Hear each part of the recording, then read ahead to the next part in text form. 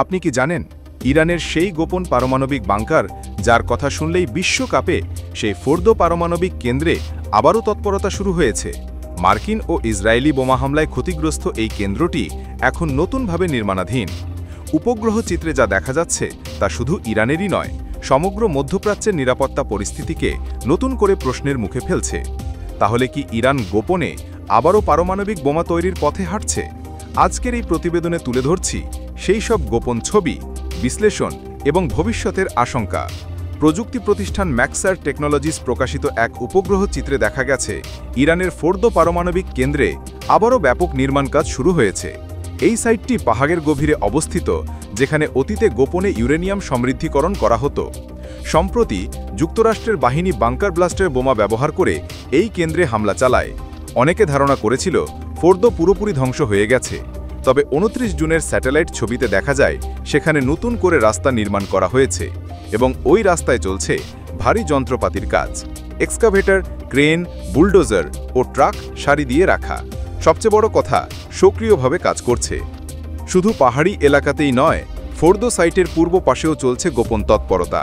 সেখানে একটি ভবনের ধ্বংসাবশেষে কাজ করছে যন্ত্রপাতি। জানা গেছে এটি ইসরায়েলের বিমান হামলায় ক্ষতিগ্রস্ত হয়েছিল। মার্কিন হামলার একদিন পরই সেই হামলা হয়।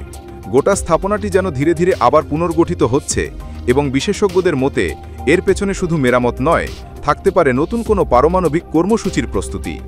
পরমাণু অস্ত্র বিশেষজ্ঞ ডেভিড আলব্রাইট জানিয়েছেন, 28 জুনের চিত্র বিশ্লেষণ করে ধারণা করা যাচ্ছে ইরান সেখানে গর্ত ভরাট, ধ্বংসাবশেষ পরিষ্কার এবং সবচেয়ে গুরুত্বপূর্ণ তেজস্ক্রিয়তা পরিমাপের কাজ করছে। তার মতে ইরান খুব শীঘ্রই ফের ইউরেনিয়াম সমৃদ্ধিকরণ কার্যক্রমে ফিরে যেতে পারে।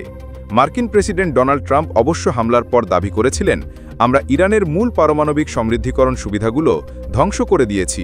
কিন্তু উপগ্রহ চিত্র বলছে বাস্তবতা সম্পূর্ণ ভিন্ন। আন্তর্জাতিক পরমাণু আয়ুষ শক্তি সংস্থার মহাপরিচালক রাফায়েল গ্রোসি সম্প্রতি এক বিবৃতিতে জানিয়েছেন, ইরান চাইলে কয়েক মাসের মধ্যেই আবার ইউরেনিয়াম সমৃদ্ধিকরণ শুরু করতে পারবে। এটা শুধুই একটি প্রযুক্তিগত সিদ্ধান্ত, রাজনৈতিক সংকল্প থাকলেই যথেষ্ট। এই প্রেক্ষাপটে প্রশ্ন উঠছে, ইরান কি নতুন করে পারমাণবিক বোমা তৈরির পথে এগোচ্ছে, নাকি এই নির্মাণ কাজ শুধুই প্রতিরক্ষামূলক পুনর্গঠন? যখন মধ্যপ্রাচ্য জুড়ে ইরান ইসরায়েলের উত্তেজনা তুঙ্গে, তখন ফোর্দোর এই নতুন তৎপরতা গোটা অঞ্চলের জন্য হতে পারে এক অশনি সংকেত। আপনার মত কি? ইরান কি গোপনে যুদ্ধের প্রস্তুতি নিচ্ছে, নাকি এটা শুধুই রাজনৈতিক চাপে নিজেদের রক্ষা করার কৌশল? নিচে কমেন্ট করে জানাতে ভুলবেন না। ভিডিওটি শেয়ার করুন, কারণ সত্য জানাটা কখনো কখনো যুদ্ধ থামানোর চাবিকাঠি হতে পারে।